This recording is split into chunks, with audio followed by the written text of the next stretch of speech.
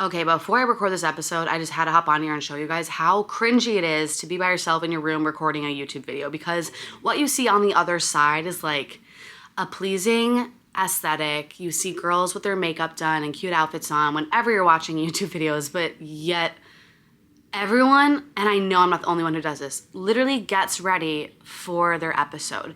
And then like, bro, will I even do anything tonight with my fresh face and makeup? Probably not, because I want to rot away in my bed just like I've been doing all week. So it's like not even that this outfit and my makeup is going to go to good use, because I'll probably wash it off right after I record. So that's how cringy it is. But yeah, I just wanted to keep it real. So I'm a pale feral rat. My bedroom's a mess, so I'm going to clean it up. I'm going to put a nice outfit on. I'm going to do my makeup a little bit, and I'll be back. So let me do that, and feel free to cringe in the meantime. BRB. I'm literally already sweating, but it's a cute sweater. I recently just signed up for NUULY, and I got a coat from there, and I'll just fucking throw it up here. If you see me wearing it every day this winter, like, sorry, not sorry, but I'm in love with it. I feel like I'm wearing a blanket on my body. I'm obsessed. $100 a month for like a $500 coat that I can wear all winter. Okay, don't mind if I do. This is the NUULY sweater. I love it. Little turtleneck. So sad, but today we're working with Fresca. I'm out of that D-Coke, that caffeine-free D-Coke, so it's good, but it's just not hitting the exact same. Also, I'm doing a giveaway at the end of this episode, so make sure to stay all the way till the end. Okay, I'm going to warn you right now, this is probably the most vulnerable I've been in a minute. I will have sweat stains after this because we need a chit chat. This is the conversation I've been having with my therapist, with my boyfriend, with my family and my friends, literally for the past 6 months of my life. So a few things I want to mention before I close this chapter completely. And I need this to feel fully ready to step into my new chapter. First things first is I have the utmost respect for everyone and anyone who has been a part of this transition, has been a part of the process, who has supported us, because this is hard for everyone involved. I mean, literally everyone involved. I know this is just, it's like going through a divorce. Like, me and my co-host were literally laughing at that. We're literally in a divorce. Like, luckily our children can still visit both of us. Like, we're on, it's good terms. It's fine. It's just like, it's traumatizing. It is literally traumatizing. What I know both of us want is for everyone to move on. So I'm hoping after this episode, I can leave this all in the past. And I hope that our audience and friends can also do the same. Okay. So first thing I wanted to mention is I don't think there's ever been a topic to me that is off limits. And I know that about myself. I know I share too much sometimes, and that's also why I'm using that as my branding, like that is why I'm candid. That is a definition of candid to me. There's no topic that is off limits. These are topics that, yes, you would probably consider taboo. And I've probably told a random stranger about my hemorrhoid in the grocery store. This is who I am. This is my personality. I am just extremely unfiltered. So what I'm really excited about in this new chapter is being able to fully embrace my personality and be who I want to be without feeling bad about it. Secondly, to be clear, I'm also very upset that I'm in this position right now. Think about spending 3 years of your life, time, energy, money, passion, exhaustion, mental health struggles, stress, burnout, into building up platforms, all types of platforms. Think TikTok, Instagram, YouTube, intangible assets like community, subscribers, listeners, contracts, partnerships, collaborations, and waking up one day and having to start from ground zero. Just imagine that. 3 years of your life and you wake up starting from ground zero. It sucks. But I went into this positivity, but let me be very fucking clear. I'm not ecstatic about starting from ground zero. But at the end of the day, is money really what makes us happy? No, but sure, it can help alleviate some of the hurt. In an ideal world, would I maybe have loved to have kept some of the podcast, part of the podcast? Probably.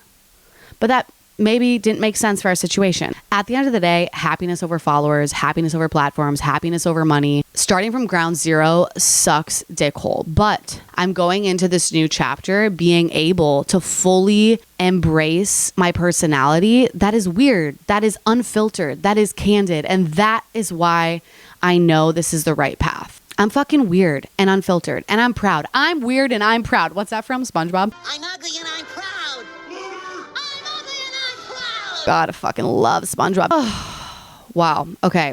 But yeah, it has been hard. It will be hard. It is hard. My internal checks and balances system is unfortunately like very accurate. And when something's off, I can feel it inside my body is the only way I can explain it. Doing anything that is against my authentic self, my values, being filtered, maybe you're in the wrong job, maybe you're just living inauthentically somehow, in the wrong career, in misalignment with the people around you, it puts me in like this anxious state. And things were just bubbling up, and finally everything rose to the surface. It finally caught up to me and things had to change. And after speaking to my therapist, my boyfriend, my family, some close friends, they're all just like, Sophie, you need to chill the fuck out. Like, you need to take a step back. Sitting down and reflecting on like, okay, what do I want my future to look like? Number one goal is to be happy. And I have succumbed to this hustle culture that has literally chewed me up and spit me right back out. Like the social media trends, the staying relevant, the posting a certain amount of reels per week to grow. Like I'm sick of growing platforms. I want to grow as a human. That's not even funny. Like I literally might cry because I want to be a better person. I'm just so, I'm like starting to get really hot because I'm so sick of my phone. Sometimes I'm so sick of posting. I'm so sick of trying to be relevant. But unfortunately, when it comes to starting a business, having a social media is literally like having a business website. So I know I have to still continue to show up for Basil by Soph. And I plan to show up with the things that I enjoy. But after reflecting with my friends, family, my therapist, my boyfriend, like I know for the rest of this year, I need to take a moment and I deserve to take a moment. I don't think I've ever given myself a moment. I really haven't, because when you're in a partnership, maybe it's a business partnership, maybe it's a relationship, whatever partnership you're in, you have other people counting on you, and you can't really take a break. And even in today's society, like the expectations that are on women, the societal pressures, even if you're not in a partnership, it feels like you can't take a breather. There's just so many standards out there: beauty standards, career standards, money standards, relevancy, fashion. It's like, can we just get a fucking break? So for the rest of this year, that's what I plan to do. I plan to tie up the loose ends with my business, and really dive into Basil by Soph and being a better coach. Like next year, I really plan to take continuing education courses, get a few more certifications, because I want to be the best possible fitness coach, nutrition coach that I can be. Shout out to Ruth. Ruth Empower is literally my idol. I want her to be my mentor. So if she ever watches this, like, hi, I love you. I was just listening to her stories, and she is an amazing coach. And she was talking about how marketing, like coaches are really focused on marketing right now. And to stand out, you have to be a good coach. And I want to be better. Also, the rest of this year. Okay, so I'm not exactly sure what happened to that portion of the video. The sound sucks, honestly, in the entire episode.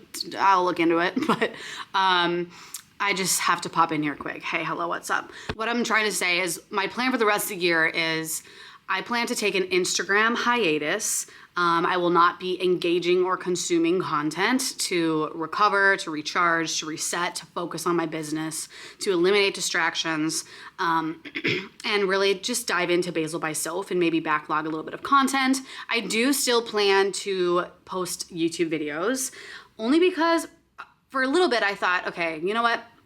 I should just chill with the YouTube, because it's also a lot of work. Editing takes a long time. But like the more I thought about it, I'm like, I literally love doing this. Like sorry, I don't know what's happening. I feel creative and I feel passionate about creating this type of content and editing. Like, I don't know what's been going on, but I literally love editing. It takes me so fucking long, but I thoroughly enjoy it. I wake up in the middle of the night like wanting to edit, and there's an issue with that because that's also why I'm not sleeping. Like, my sleep deprivation is not only because of anxiety, it's like I'm so passionate about things. Do you know what I mean? But anyways, I will still post YouTube videos. for the remainder of the year.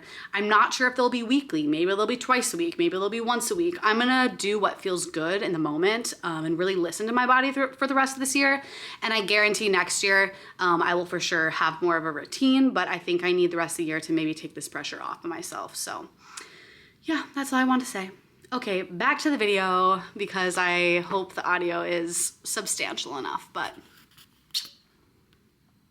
and that's what I plan to do. So something else I wanted to mention, if you've ever gone through, a big life change, maybe someone has passed, maybe you moved, maybe it was a bad breakup, maybe it was, any sort of heart-stopping moment. Sometimes I feel like your body holds on to that trauma for a long ass time.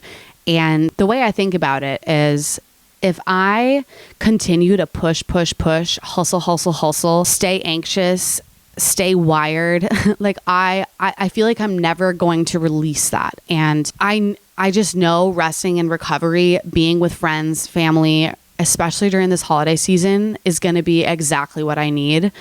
And it's not going to be about growing a platform.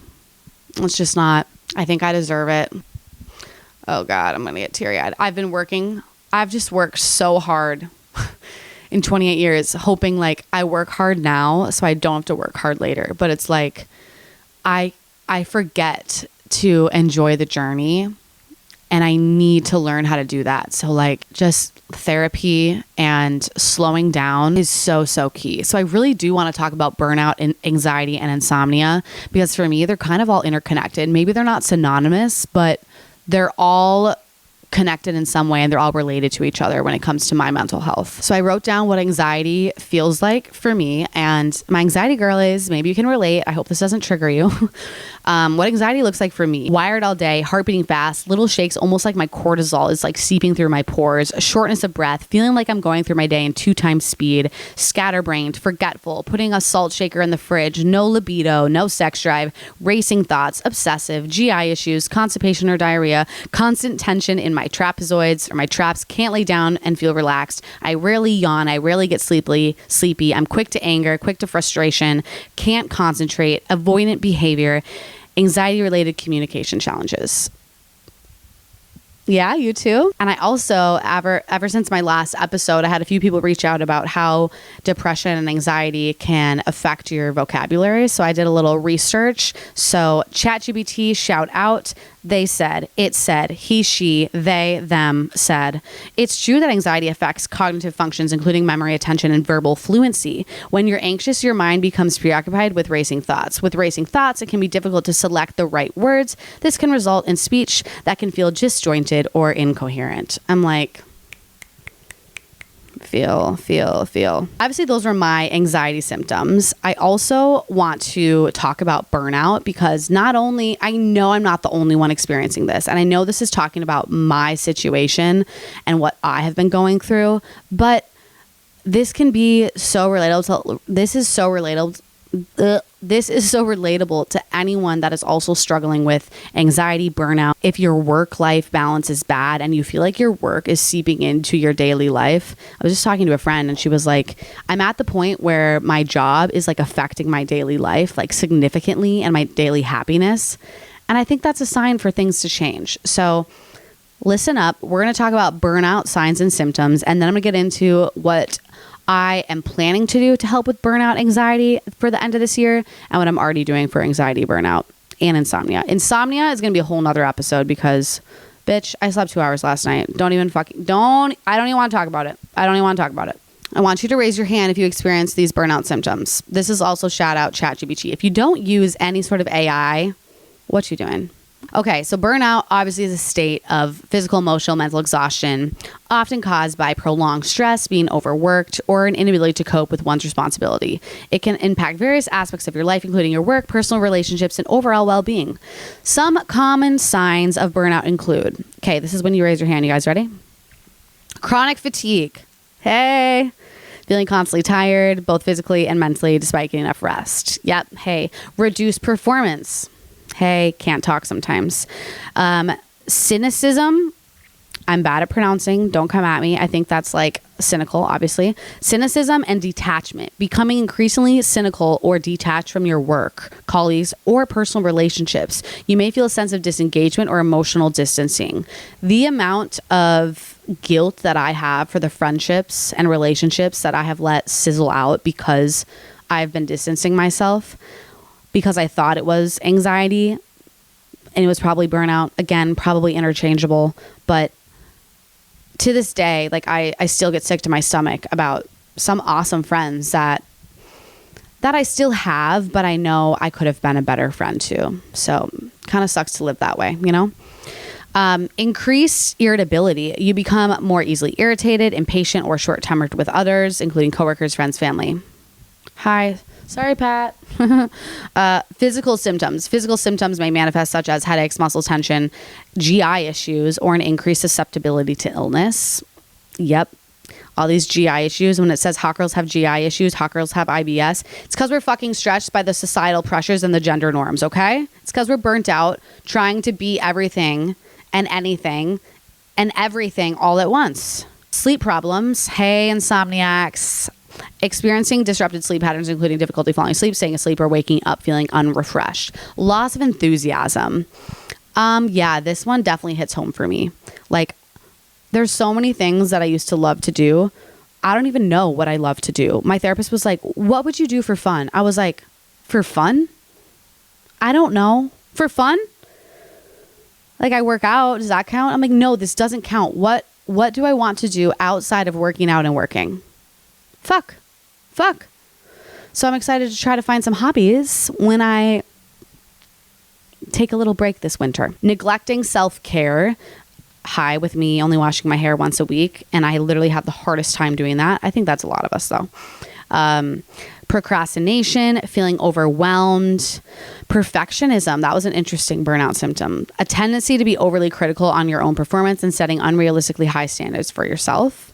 Social isolation, withdrawing from social interactions and avoiding friends and family. This one, again, I feel like I've definitely pulled away.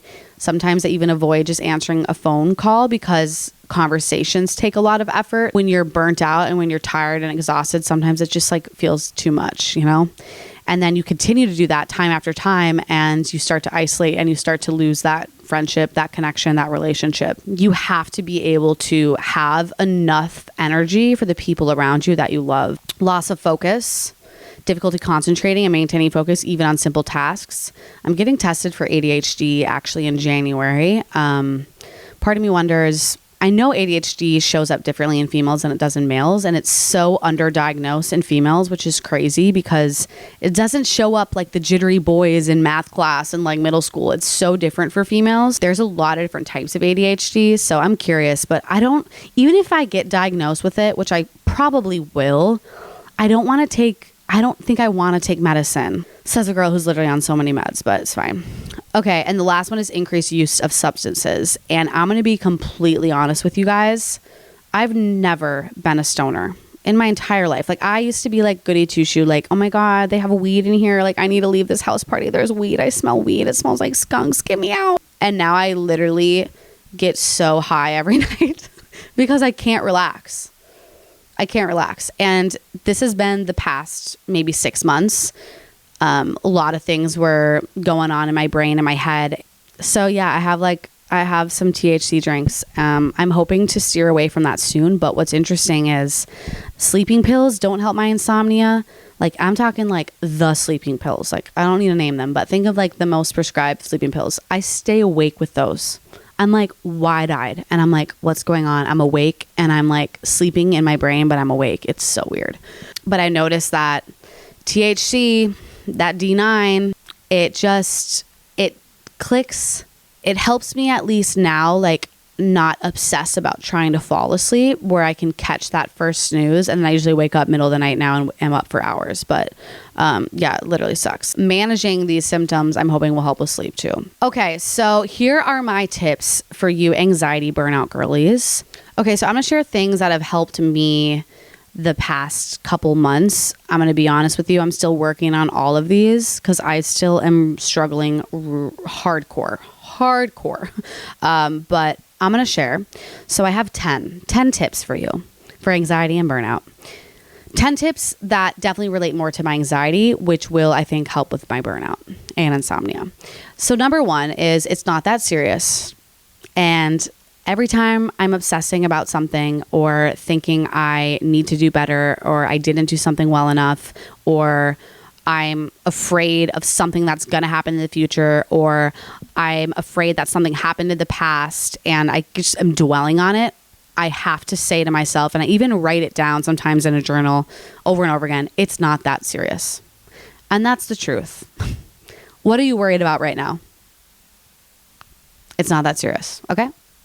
2 is I go for a walk and I listen to chill ass music. Like think Billie Eilish, think like just vibey, slow, sometimes like even Anxiety Hurts on Spotify. I will walk through a busy mall with like the anxiety frequencies in my ears and there's something about that. I'm like, whoa, it feels so good. But no, actually Huberman did a whole episode on why music actually can like help your like brain frequency shit. So there's science behind it. But I also am really bad at meditating. So this is like the closest I get to meditating and I'm trying to meditate more. But my meditation is just trying to like focus on my breathing, like take 25 deep breaths in and deep breaths out. I try to do 25 in the morning, 25 in the afternoon and 25 at night. I need to get better at that. 3 is no caffeine or alcohol. I'm really good at the caffeine aspect. I just love the taste of coffee. So every morning I wake up and I have decaf coffee. It really doesn't fucking matter when you put a lot of cream and sugar and doctor that shit up to make it taste good. I just love the taste. So I go to Starbucks. Here's my Starbucks drink. If you want to have a good decaf Starbucks drink and you like really overly sweet things like I do, here's what you order. I literally do this all year. I just switch up the flavorings. So I order a decaf latte with your milk of choice, or I order a decaf Americano with an extra splash of milk of my choice, depending on how much milk you want. And then I add cold foam, and then I add 2 pumps of sugar-free vanilla, 2 pumps of sugar cookie. I just did that today, and it was really sweet. I'm not gonna lie to you. I got a large though. Oh my God. And I have a big ass Starbucks coffee with no caffeine. Yes, please. Limiting alcohol. I don't drink like on the daily unless you're considering like THC seltzers, but alcohol, I'm just more of like the binge drinker type, you know. I try to do that maybe like once every couple months. And to be honest, I never feel like going out. And when I do, I like genuinely enjoy it. So then I usually have a good time. 4 is therapy, specifically cognitive behavioral therapy. There's a lot of different types of therapy out there for anxiety and burnout, but it is so fucking important to talk to someone. That's honestly why even talking to a camera is helpful, just because sometimes verbalizing your feelings, it's like very impossible, but trying to put things into words to help you understand them can help you find solutions too. 5 is reprioritizing your relationships and hang out with people that make you laugh.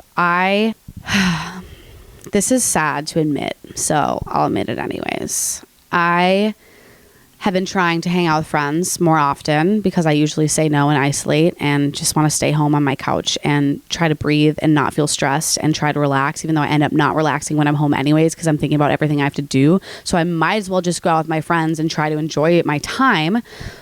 God, why can't I just do it? It sounds so easy.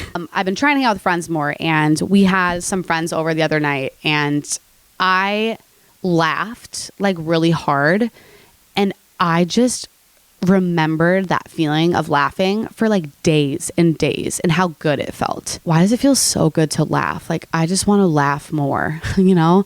And putting yourself in situations where you can laugh can literally change your mood around. So I might even like be cheesy and like ask Pat to go to a comedy show with me, or just put yourself, you know, watch funny shit that makes you laugh. Like even stupid YouTube videos sometimes that just, you know, like tickles your fancy, or like, I don't know, tickles your fancy. Ew, I hate that. But find funny friends. That's the goal. Number 6, I already mentioned this, but deep breathing. So I try to do the morning, afternoon, and night. Pat is so supportive. When I'm anxious, he knows I'm anxious, but like sometimes we'll cuddle and his belly will be on my belly. And we'll breathe and sync, and we'll feel both of our bellies like rise and fall. So like as he breathes in, I push mine out. As he breathes out, I push mine in. And it kind of keeps my breathing in pace. And I've noticed that it helps with calming down my heart rate. You know what else helps calm down your heart rate and feel relaxed? Masturbating. So Just so you know. 7 is medication. I have been on medication for years, and I think you need to talk to someone about that if you're interested. 8, supplements that have helped me specifically. Everyone's different, but I think for the Gen Pop, magnesium glycinate really does help with stress and anxiety. Magnesium citrate helps with like if you have constipation issues. So I like to do a little mixture of both. And then also any other deficiencies, like what are you specifically deficient in? So I do think it's pretty important to get, a full blood plant panel to not only get your hormones tested, but also to test for deficiencies. I recently learned that I am almost anemic. Cute, right? And I have red meat like twice a week. Like I love red meat. I eat enough iron rich foods. I'm like, why am I iron deficient? Turns out I don't absorb it. So the ferritin, which is the way iron is stored in your body, I believe. And that came out in my blood results. And I did a little more research because let me tell you, the doctors don't tell you shit. I've had such horrible experiences with doctors the past couple months trying to figure things out because I'm trying to go through insurance and not through a holistic doctor because holistic doctors cost an arm and a leg, but they're still the only doctors that listen and don't dismiss my symptoms. So anyways, getting back on track, found out, y'all, listen to this. If you're iron deficient, this is going to blow your mind. ChatGPT again. ChatGPT. I literally do all my research on it. Iron is an essential mineral that plays a role in the production of neurotransmitters like serotonin and dopamine, which obviously are involved in regulating mood and emotions. So low iron can also be associated with my mental health. And so what I want to do, because if I take an iron supplement, well, I'm getting really off track, but if I take an iron supplement, I get really constipated because I'm not absorbing it anyways. So I technically need iron transfusions, but if I were to do that at a holistic doctor, it costs like thousands and thousands of dollars. But since I'm literally anemic, I want the regular doctor to put this through insurance, but it's just like, I'm like, bitch, I'm trying to feel better. Like, give me a needle, stick it in my arm, and pump iron into me. Okay? Oh, I'm getting mad. But yeah, I also found out that low iron is associated with restless leg syndrome. And if you had listened to the podcast, I literally always do this with my feet constantly. And I can't go to bed sometimes because I feel like I could run like a marathon. So I constantly like pump my legs like this. Yeah, apparently low iron leads to restlessness. Interesting. Okay, number 9 is reading before bed. When I am mentally doing okay and I want to try to wind down, I do not disturb my phone. At 7 and I get in bed around like 7:30 because I leave an hour of me reading in bed before I go to sleep. Like I want an hour reading because I literally have to like shut down every thought process that is happening inside my brain. I have to not look at my phone. I need like an hour to like maybe get a little sleepy.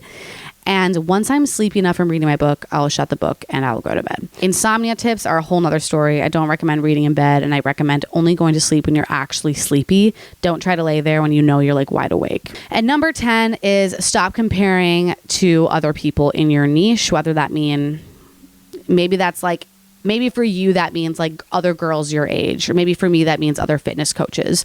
I need to use these other fitness coaches as inspiration rather than like comparing myself to them. Yeah, those are the 10 tips I have. I'm also reading, well, I have the book. Where'd I put it? Let me find it.